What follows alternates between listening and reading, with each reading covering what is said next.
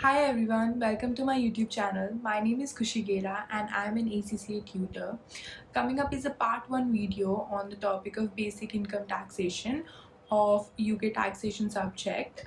In this video, we are going to learn about how to determine the UK residency status of an individual. So here we go. All right. So, as we are starting with, let's start with the first question. Income tax is charged onto individuals like you and me, onto the income that we earn as an individual. That income can be in the form of salary. If you are doing a job, if you are employed somewhere, it can be profits from your business. It can also be the profit share that you have earned from your partnership business. Next, it also includes your bank interest that you have earned on your savings account, deposits, as well as the dividends that you have earned by investing your money in shares and securities. So, maybe every quarter or yearly, the listed companies where you can invest your money in the shares pay dividends to their shareholders. So, if you are a shareholder, you will be getting dividends onto your investment, and that is also subject to income taxation liability. Now, we have established that income tax is levied onto individuals like you and me. It is taxed onto the any income that is earned by the individual during a particular tax year. Now, what is tax year? The tax year in the UK is from 6th April to 5th April. Now, taxes are always paid in arrears. Taxes are always paid after the end of our tax year. So, the tax year that we're going to learn the rules for this quarter is going to be 2023 to 2024. In other words, it's going to be 6th April 2023 to 5th April 2024. But in India, our tax year is from 1st April to 31st March. So as per India, our tax year is going to be from 1st April 2023 to 31st March 2024. Next thing is now individuals who are UK resident are going to be taxed onto the income that they have earned in the UK or any income that they have earned worldwide as well. For example, they have some part of the business into the other parts of the world, such as in India, USA, Europe, or any other country for that matter, and they have earned income there. They are going to be subject, any income that they have earned onto that part of the world is also going to be subject to UK taxation. But on the other hand, if you are a non-UK resident, then you're only going to be subject to UK taxation, UK income taxation to the income that you have earned in the UK, that is arising in the UK. For example, let's say I am an Indian resident and I earn my income in Indian rupees. I earn my income in India, right? Let's say I have two clients for the particular tax year. One is Indian, one is UK based. Okay. So any income that I've earned from my Indian client is not going to be subjected to taxes in the UK, whereas income that I've earned from the UK client is going to be subjected to taxes, income taxes in the UK. Moving forward, now they say that there's a difference between the being a UK resident or not being a UK resident. You only have to pay taxes onto your total income in the UK if you are a UK resident. So it means before calculating your income tax liability, you need to establish whether you are a UK resident for that particular tax year or not. And in real life scenarios as well, whenever we are filing our income tax return, the government is going to ask us whether you have been a UK resident or not, whether you have been an Indian resident or not. So in India as well, whenever we are filing our own ITRs, our own income tax return as an individual, in the first step itself, it is asked to us whether you have been an Indian resident for the particular tax year or not, because it is very important to determine the residency status of an individual, because if you're not a resident, then there is no point in calculating the income tax liability, right? Therefore, it is important to determine the residency status of an individual before we start computing the income taxation liability. Another thing before moving forward with that is, who do we pay taxes into the UK? What is the name of the body who is responsible for collecting and looking out for taxes in the UK? The name of the body is HMRC. Full form is going to be His Majesty, because we have a king in the UK, Revenue and Customs.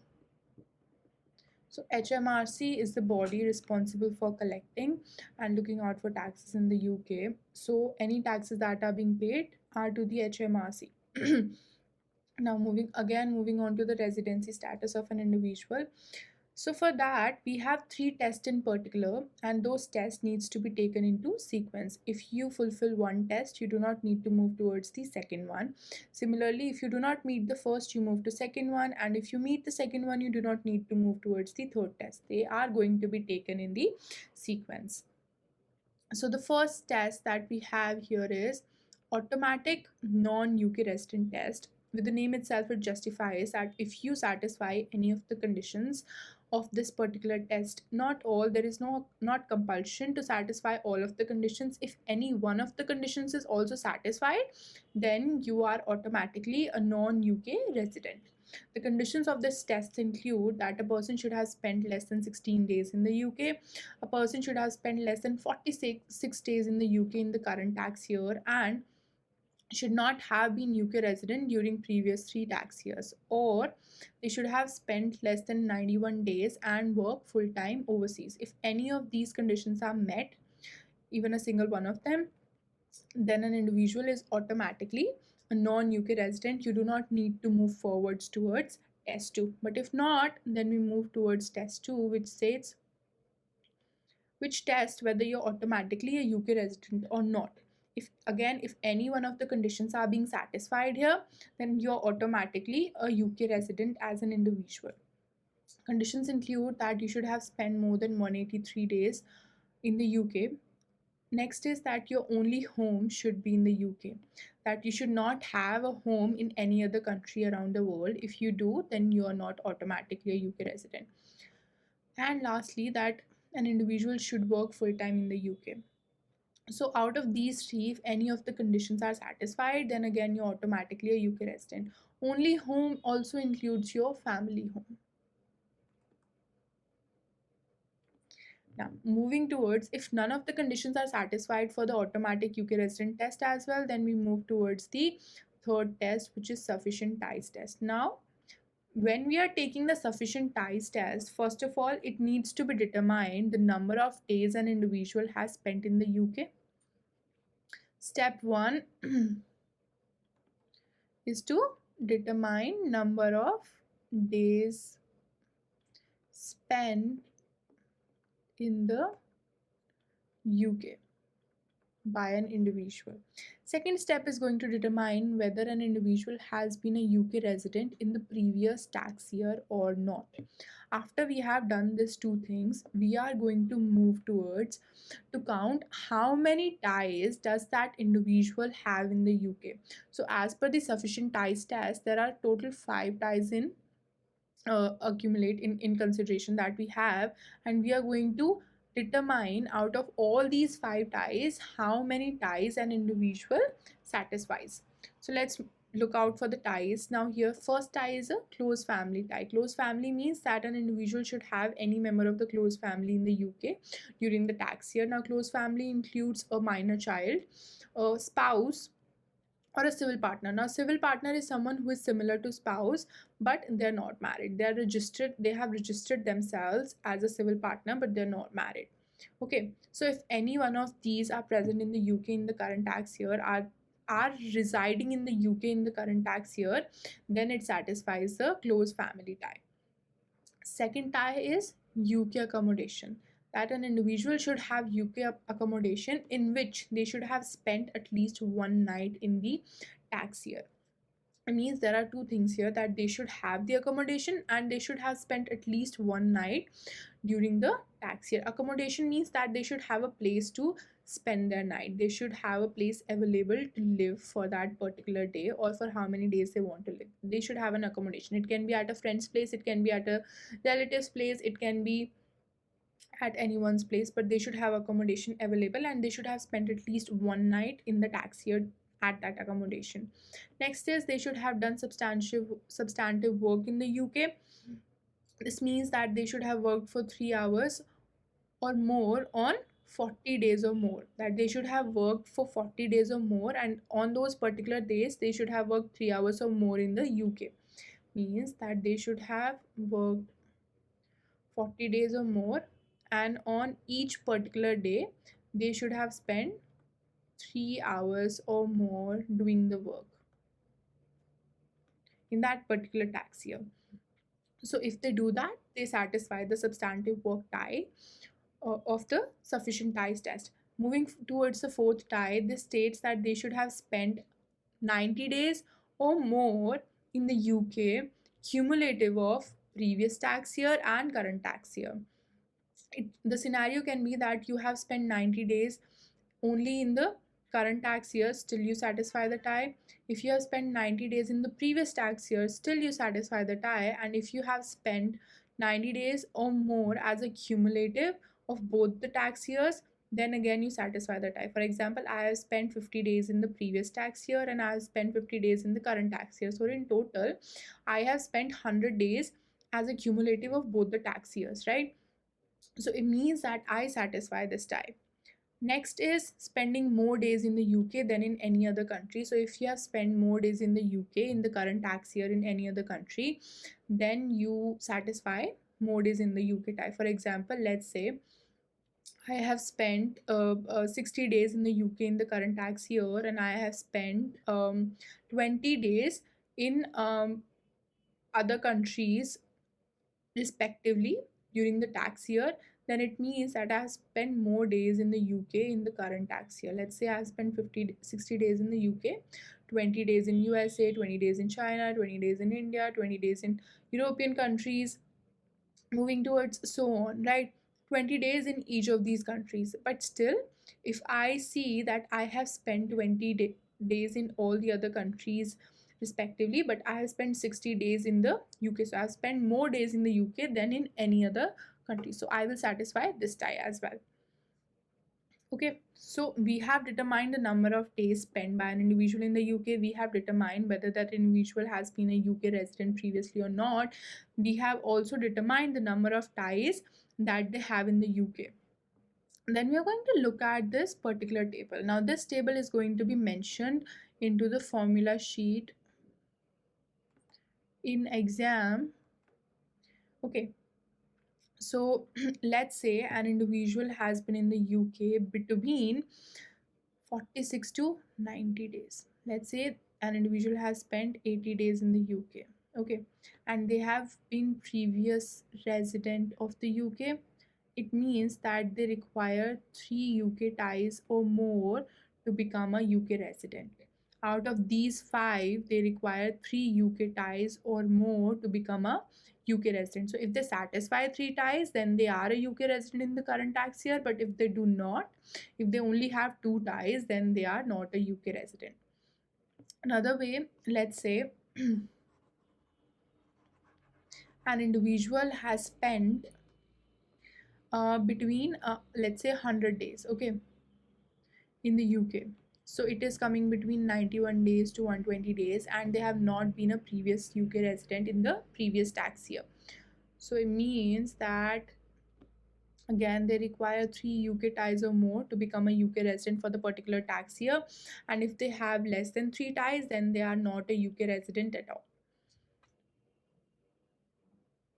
All right, let's do a question to understand it in more detail, right? Now they say Harry was born in the UK and has always been a UK resident. In December 2022, he lost his job and decided to go traveling for an extended period. He does not intend to work while he is away. So he lost his job in December 2022. So he is not working full time, or he's not working at all during the current tax year because he's not planning to work and he plans to go for traveling. Harry left the UK on 24th April 2023. So it means that he has spent 18 days in the UK in the current tax year and expects not to return until the next tax year. His plans are vague, but he began with a 6-week tour in Australia. 6-week tour will come about as 42 days in the Australia. Now, Harry lived with his mother until she sold the family home, so he has no home, and moved into a nursing home in January 2023. So it means that he has no home in the current tax year, neither in the UK nor anywhere else around the globe. And his mother is his only surviving close relative, which is not included as a part of your close family type. It only includes your spouse, civil partner, or a minor child. So he stayed with his friends before he went traveling. All right. Now we have to determine the residency status of Harry for two tax years, current tax year, which is 2023-24, and the next one as well. So let's start with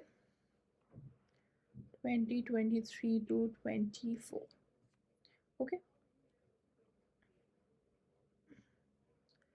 So first of all, I'm going to be taking my test one, right, which is automatic non-UK resident test.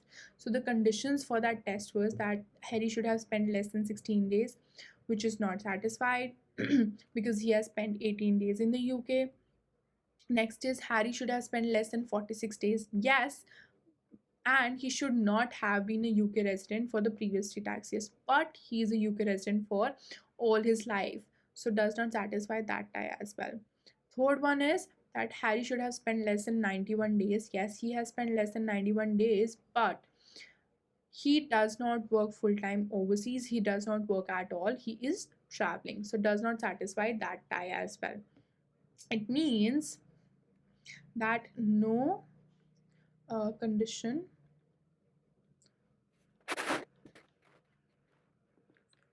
has been satisfied for test 1. Therefore, it cannot be said that Harry is automatically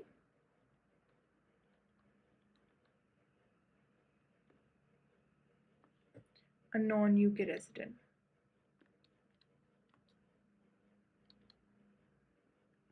It means now that I need to move towards test 2, right? Now, test 2 is automatic UK residency test, right? So, the conditions for those tests were that Harry should have spent 183 days or more. That is not satisfied because he has only spent 18 days. Second condition was that only home should be in the UK. Harry did have a family home which was sold before the tax year started, and he does not have any home now, not in the UK and neither in any other country. So he does not own a home, so does not satisfy that condition as well. And lastly, it was that Harry should work full time in the UK. Harry lost his job in December 2022 and he is not working during the tax year, neither in the UK nor in any other country around the globe, so does not satisfy that tie as well. So, again, in test 2 as well, I would write that no condition has been satisfied for test 2. Therefore, it cannot be said that Harry is automatically a UK resident, right? After both of these tests are done, I am going to move towards test 3,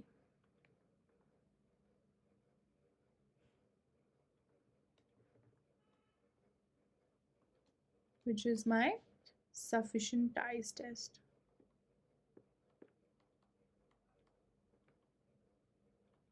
So I know that Harry has spent 18 days in the UK, so it means he is going to come under this bracket, 16 to 45 days. He has been a UK resident all his life, so it means he has previously been UK resident. Therefore, he needs to have 4 or more UK ties to become a UK resident. Okay, so let's count how many ties does the Harry have here. So the first one was close relative. He only has his mom in the UK, and which does not fulfill the condition of having a close relative, close family in the UK. So he does not satisfy the close family tie. Okay, close family tie is not satisfied. Then next one was should have UK accommodation. He has accommodation at its friend's place and he has stayed at least one night during the tax year, so it does satisfy that type. Next one is that he should have done he should have done substantial work in the UK. Now, he after he left his job, he does not intend to work and he did not work during the tax year at all. Out of all the 18 days that he has spent in the UK, he did not work at all. So, and the condition for substantial work was that he should have spent at least 40 days or more working in the UK with 3 days or more every day working, right? So does not satisfy the substantial work tie as well. Fourth one was 90 days in the UK as a cumulative of current tax year or previous tax year. So as Harry has been a UK resident for all the previous tax years, so obviously he would have spent 90 days in the previous tax year. So just by saying that he has spent, yes, 90 days in the UK cumulative of current and previous tax year, so he does satisfy 90 days in the UK type. And the last one was more days in UK than in any other country.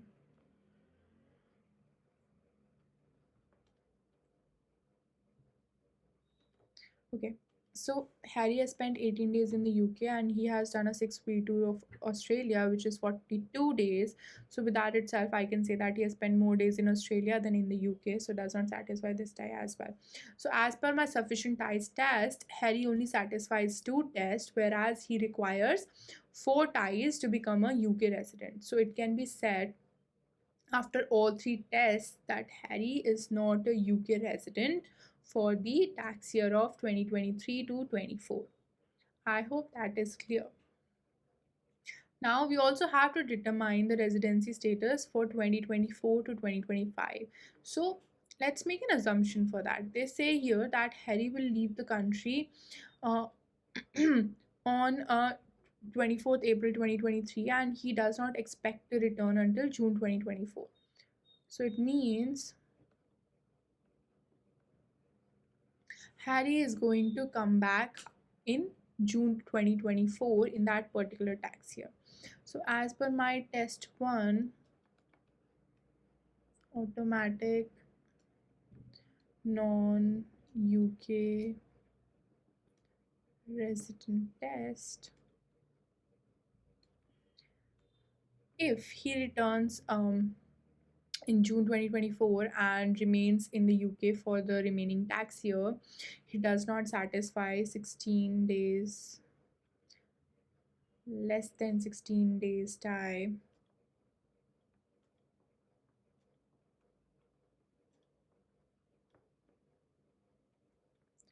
Again, he will not satisfy 46 days tie as well, and less than 91 days tie as well. But this only applies if he returns in the UK in June 2024 and he remains in the UK for the remaining tax year. If that happens, then he would have spent more than 183 days in the UK in the current tax year and will automatically become a UK resident. So it means it will not satisfy any conditions of test 1. If you move towards test 2, he would have spent more than 183 days in the UK and he will automatically become a UK resident for that particular tax year.